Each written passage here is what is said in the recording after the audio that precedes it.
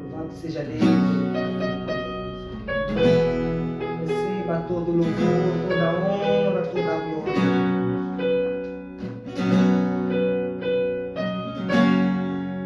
Oh Deus.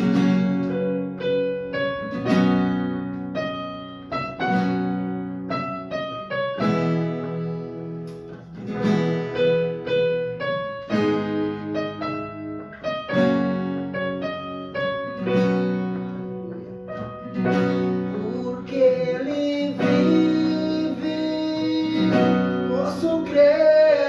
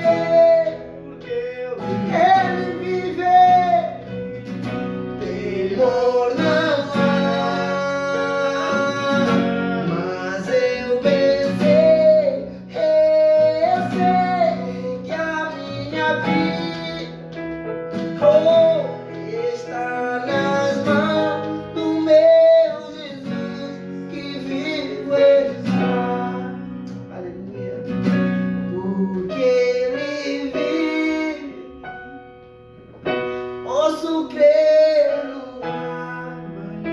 Ele vive. Nem temor, nem a morte, nem a vida nos temeremos. Mas eu venci. Eu sei que a minha vida está nas mãos do meu Jesus, que vivo está. Aleluia. Louvamos o seu nome, Jesus. Ficamos a aguardar, Senhor Deus Pai Santo, no seu dia, Senhor. Ansiosamente estamos, Senhor Deus. Aleluia.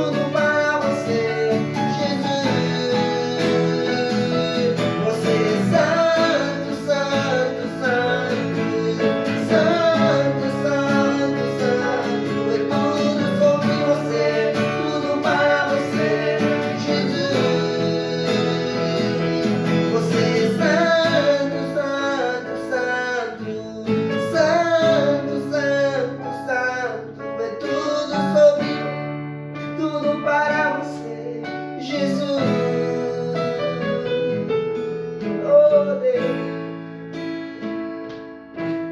Oh Deus, como é bom, Senhor, estar diante da sua presença e louvar o Senhor.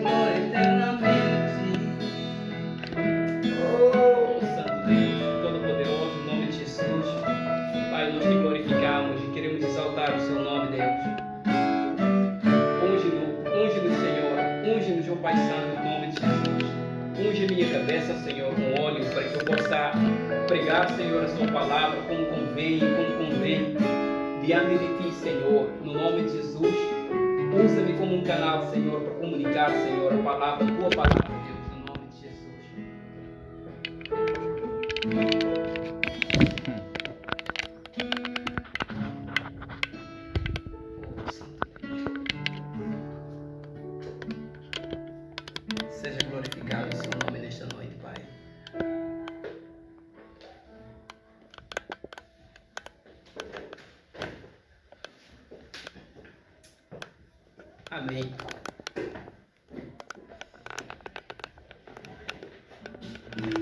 Nós estaremos hoje partilhando uma palavra poderosa, uma palavra que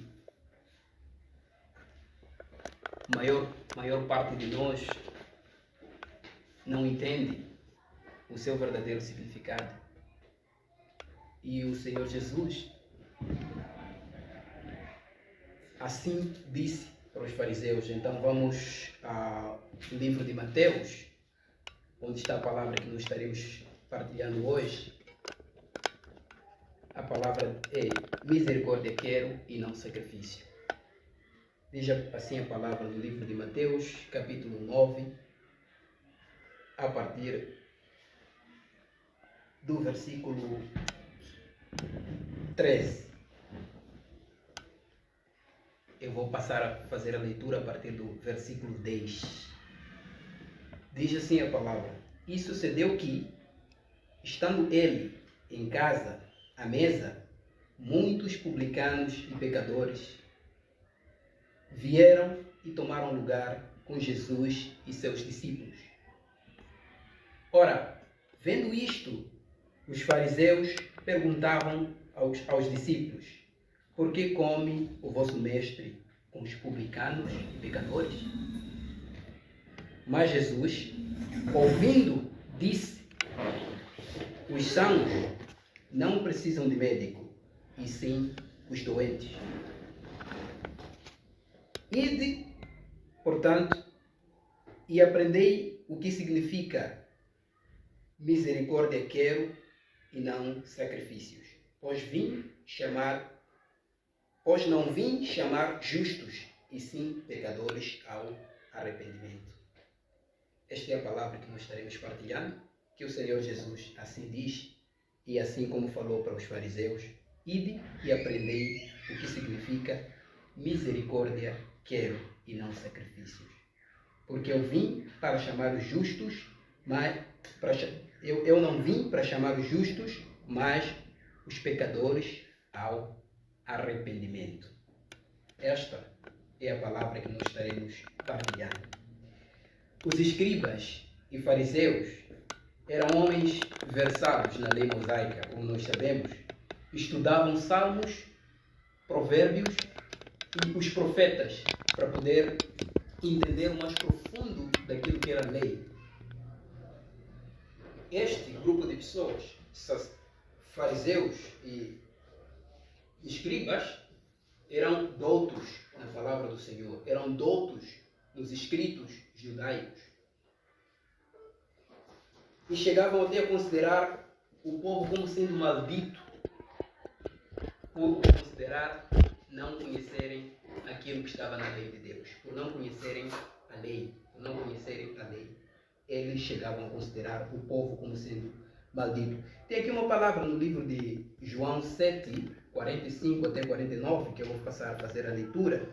Diz assim: Voltaram, pois, os guardas à presença dos principais sacerdotes e fariseus, e estes lhes perguntaram: por que não o torceram? Responderam eles: jamais alguém falou como este homem. Se referiu a Jesus. Replicaram-lhes, pois, os fariseus: será que também vós fostes enganados? Porventura creu nele alguém dentre as autoridades ou algum dos fariseus? Quanto a este plebe que nada sabe da lei, é maldita. Então, esse é um texto no livro de João 7, 45 a 49, que quando os fariseus mandaram uma espécie de mandato de captura de Jesus para que pudessem o prender, para que pudessem o trazer. E assim, quando foi um grupo deles para lá, ouvindo Jesus a pregar, disseram que eles nunca tinham visto um homem que pregava como este. E aí acabaram dizendo o quê? Estes são malditos, porque acho que não entendem nada. A pergunta que eles fizeram foi: por acaso algum dos fariseus converteu-se a ele? Não é? Então o povo era visto como maldito no ponto de vista dos fariseus, porque não entendiam tanto da lei. Eles tinham tanta convicção que tinham muito poder e muito domínio sobre a lei, e que é ao ponto de considerar o povo como sendo maldito. Mas mesmo assim, este grupo, fariseus e escribas, sendo eles doutos na lei, Jesus disse para eles no livro de Mateus: ide, porém, e aprendei o que significa misericórdia quero, e não sacrifícios. Porque eu não vim para chamar os justos, mas os pecadores ao arrependimento. Então, a grande pergunta aqui é: será que os crentes desse tempo, os crentes do nosso tempo, eu e você, entendemos de que tipo de misericórdia Deus necessita? Será que nós já passamos desta prova? Será que se Jesus estivesse aqui conosco, não nos mandaria ir e aprender o que significa misericórdia quero e não sacrifício, se assim fez com aqueles que eram considerados doutores da lei, disse-lhes, ide e aprendei o que significa misericórdia quero e não sacrifício. Então, eu e você, hoje, podemos também não entender o significado de misericórdia quero e não sacrifício. Por isso, trazemos esta palavra para que juntos possamos entender o que é que Jesus estava a recomendar aos fariseus e aos escribas. Por que é que Jesus recomendou a pessoas que se consideravam tão cultas, tão doutas na lei de Deus, que fossem e aprendessem o básico, que é aprendei o que quer dizer misericórdia quero e não sacrifício. Quando nós lemos a Bíblia, nós encontramos dois conceitos em relação à misericórdia. O primeiro conceito é o conceito genérico, que tu abres um dicionário e encontras o significado da palavra misericórdia. Normalmente, a misericórdia, a definição vem como sendo uma virtude ou sentimento que um homem ou alguém pode sentir por se compadecer da dor ou da aflição do outro. Isto é tido como misericórdia. E encontra sinônimos como amor, compaixão, não é? Então, mas a Bíblia não só traz um conceito, traz este conceito que aqui nós estamos aqui a falar. Misericórdia quero e não sacrifício. Ide e aprendei. Então, de que misericórdia o Senhor estava falando? Qual é a misericórdia que o Senhor se referia? No livro de Mateus 5, versículo 7, Jesus, a pregar no Sermão do Monte, ele diz: Bem-aventurados são os misericordiosos, porque eles alcançarão misericórdia. Então, de que misericordiosos o texto se refere? Do que quer dizer ser misericordioso? O que quer dizer misericórdia quero e não sacrifício? O que o Senhor, Deus Todo-Poderoso, assim como Jesus, questiona para nós? O que quer dizer misericórdia quero e não sacrifício? Para nós respondermos isso, nós vamos ao contexto histórico de uma história que está no Antigo Testamento, no livro de 1 de Samuel. Vamos acompanhar essa história no livro de 1 de Samuel juntos. Diz assim aqui a palavra. Vou começar do princípio. Antes de 1 de Samuel, gostava que fôssemos ao livro de Êxodos. Êxodos,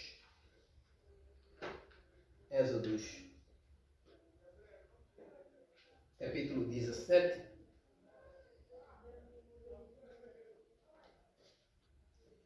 Êxodos 17, só rapidamente. Êxodos 17, versículo 14. Diz assim, mas eu vou passar a ler a partir do versículo 8. Diz, então veio Amaleque e pelejou contra Israel em Refidim. E com isso ordenou Moisés a Josué, escolhe-nos homens e sai e peleja contra Amaleque. Amanhã estarei eu a caminho do cimo do monte, e bordão de Deus estará na minha mão. Fez Josué como Moisés lhe dissera e pelejou contra Amaleque. Moisés, porém, Arão e Ur subiram ao cimo do monte. Quando Moisés levantava a mão, Israel prevalecia. Quando, porém, ele baixava a mão, prevalecia Amaleque. Ora, as mãos de Moisés eram pesadas, por isso tomaram uma pedra e a puseram por abaixo dele, e ele nela se assentou. Arão e Ur sustentavam-lhe as mãos, um de um lado e o outro de outro lado. Assim lhe ficaram as mãos firmes até o pôr do sol. Em 13. E Josué desbarrotou Amaleque e o seu povo a fio de espada. Então disse o Senhor a Moisés, escreve isso para memória num livro e repete-o a Josué, porque eu hei de riscar totalmente a memória de Amaleque debaixo dos céus. Diz o quê? Em 14. Então disse o Senhor a Moisés, escreve isto para memória num livro e repete a Josué. Eu vou riscar a memória de Amaleque debaixo dos céus. Esta é a promessa que Deus fez a Moisés, queria exterminar os amalequitas. Queria exterminar os amalequitas. Aqui onde começa o significado. Começamos daí. É uma ordem de Deus que Deus deu. Agora vamos saltar para o livro de, como estava a dizer, em 1 Samuel, capítulo 15. E vamos ler, só peço paciência, porque vamos ler até o versículo 22. Estão aqui escritas coisas importantes para que nós possamos entender. Então, diz assim: disse Samuel a Saúl: enviou-me o Senhor a ungir-te sobre o seu povo, sobre Israel. Atenta, pois, agora as palavras do Senhor.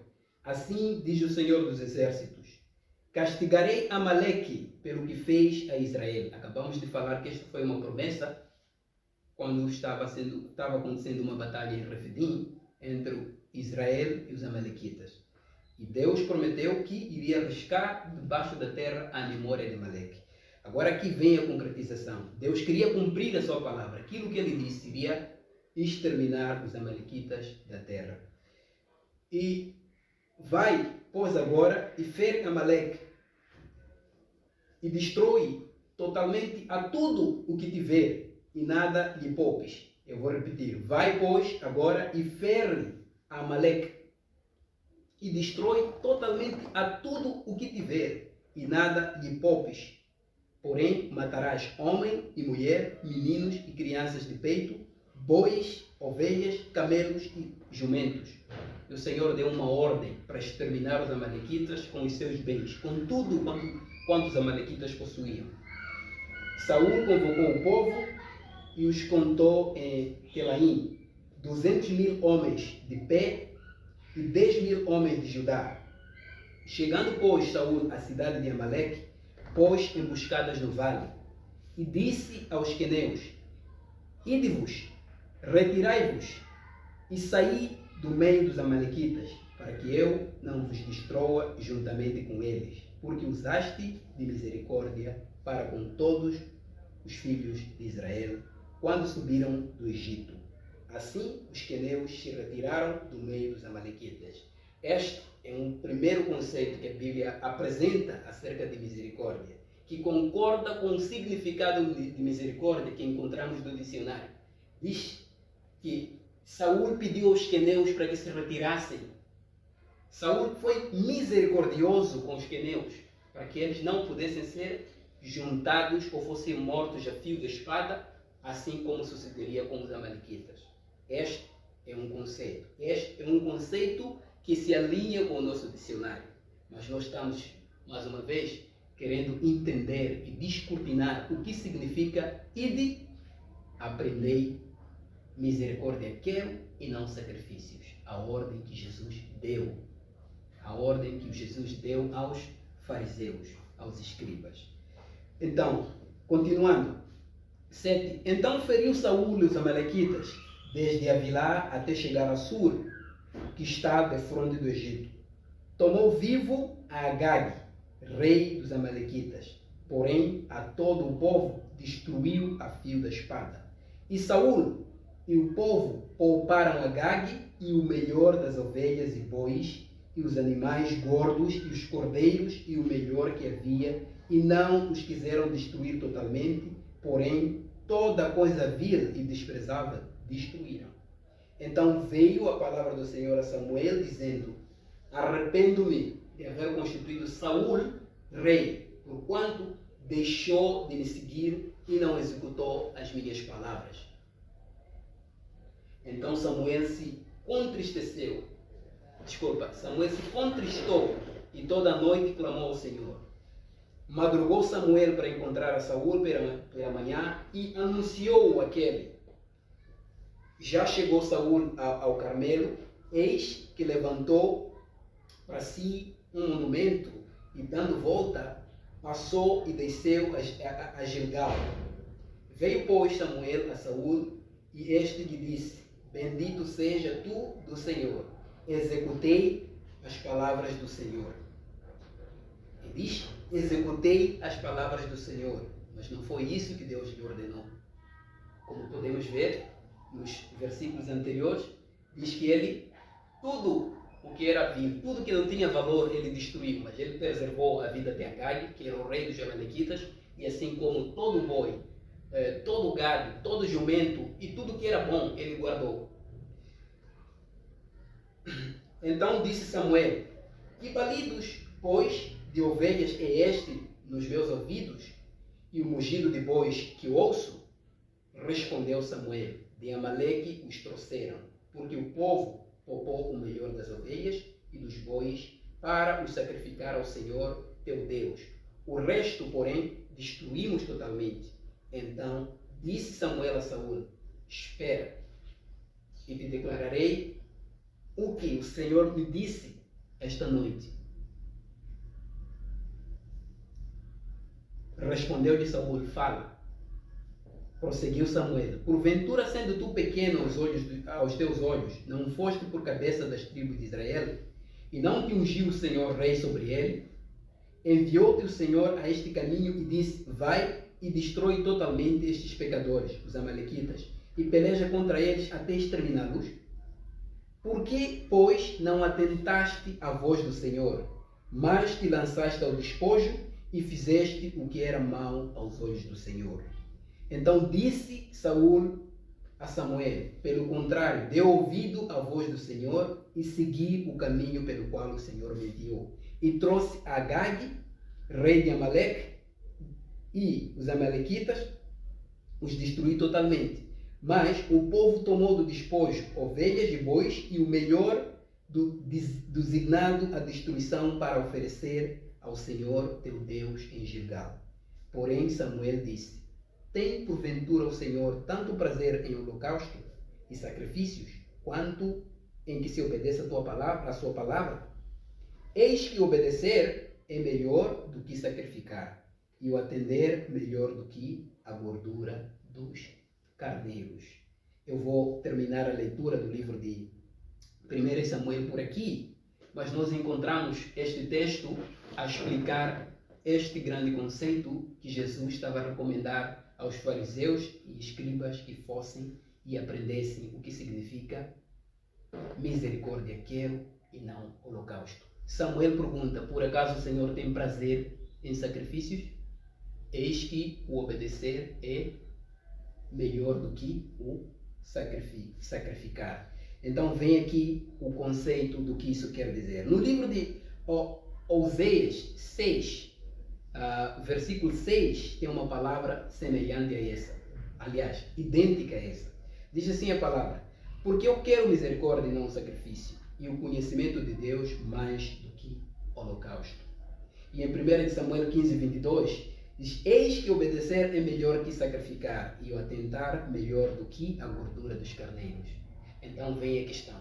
Saúl, na sua consciência, pensou que tivesse obedecido aquilo que era a lei do Senhor. O que o Senhor lhe ordenou é que ele destruísse todos os amalequitas com tudo quanto tem, e não sobrasse nada. E ele não executou assim como tinha que ser, julgando ele que os bois, as vacas, sei lá, os gados poderiam ser utilizados para sacrificar ao Senhor. Então vem aqui a grande questão. Entre o sacrifício e obedecer a palavra do Senhor, Deus frisa mais a obediência. De que sacrifício, então? De que misericórdia o Senhor chama? Qual é a misericórdia que Deus cobra para nós? Qual é a misericórdia que Deus quer? Qual é a misericórdia que Deus queria que os fariseus pudessem aprender? É a misericórdia que está escrita em 1 Samuel, que é a obediência da sua palavra. É isso que Jesus estava dizendo para os fariseus: ide e aprendei o que significa misericórdia quero e não sacrifício. Eu e você somos cobrados a mesma misericórdia. Eu e você somos cobrados a entender o que significa misericórdia quero e não sacrifício. Obedecer ao Senhor é misericórdia de que se estava a falar aqui. Não é? A Bíblia apresenta dois conceitos de misericórdia. O primeiro é que está alinhado com o que está no dicionário. O segundo é este conceito que vem aqui a ser entendido através do livro de 1 de Samuel. Deus só terá misericórdia dos misericordiosos, isto é, daqueles que obedecem a sua palavra. Quando diz em Mateus 7, no Sermão do Monte, 5, 7, bem-aventurados os misericordiosos, porque eles alcançarão misericórdia. Nós poderíamos agora, com um novo conceito, dizer bem-aventurados que obedecem a palavra do Senhor, porque eles alcançarão misericórdia do Senhor. Tá bom? Voltando ao texto principal, diz: ide, porém, e aprendei o que significa misericórdia quero e não sacrifício. Porque eu vim a chamar os justos. Porque eu não vim para chamar os justos, mas os pecadores ao arrependimento. Na parte B desse versículo, nós encontramos a maior expressão de amor de Deus. Mesmo sendo pecadores, mesmo sendo injustos, o Senhor, o que Ele quer é que este grupo de pessoas sejam salvas. Ele quer que eu e você entreguemos a nossa vida para que Ele seja misericordioso conosco. Ele quer nos transportar de desobedientes para misericordiosos. É o que Ele quer dizer nessa palavra. É a maior expressão de amor de Deus que nós encontramos aqui. Deus quer salvar o seu povo. Deus quer salvar a humanidade. Deus quer salvar todos que se achegam a Ele. Assim como Ele disse na sua palavra. Eu vim não para os justos, mas vim para chamar os pecadores ao arrependimento. Pois os sãos não precisam de médico, só aqueles que estão doentes. Então, a maior expressão. Eu queria convidar para que entregasses a sua vida para Jesus. Com um coração sincero de arrependimento, pudesses se deleitar diante dele e pudesses entender o que ele quer dizer com isso, o que ele quer, o que ele traz, o que ele cobra da nossa alma. Tudo o que o Senhor quer é que eu e você estejamos no lugar da graça com Ele. Deus Todo-Poderoso, no nome de Jesus Cristo, nós oramos ao Pai Santo para todos aqueles que forem se disponibilizar, Senhor, a aceitar a sua misericórdia, a aceitar viver contigo, Senhor, a aceitar entregar a sua vida para ti, Senhor. Nós oramos nesta hora para que o Senhor seja com o coração de cada pessoa que for se disponibilizar, Senhor, a aceitar e a confessar que ele não é são, que ele é enfermo e que ele quer ser curado por ti. E só assim alcançaremos o lugar da graça. Assim alcançaremos a salvação que há através de Jesus Cristo. Deus, nós te agradecemos e entregamos, Senhor, esse tempo no seu altar. No nome do Pai, do Filho e do Espírito Santo. Amém.